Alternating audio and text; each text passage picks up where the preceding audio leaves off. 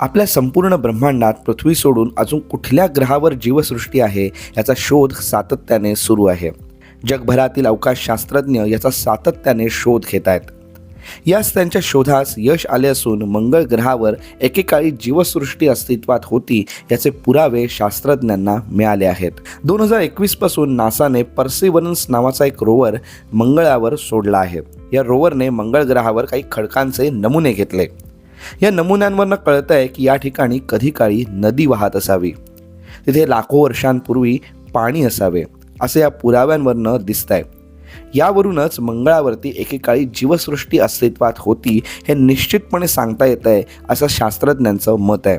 भारतीयांसाठी अजून एक महत्त्वाची गोष्ट म्हणजे भारताचे नोबेल पारितोषिक विजेते भौतिकशास्त्रज्ञ CV रमण यांनी लावलेला रमण इफेक्ट या शोधाचा वापर या शोधात केला गेला आहे. यामुळेच याला रामन स्पेक्ट्रोस्कोपी असं नाव दिलं आहे.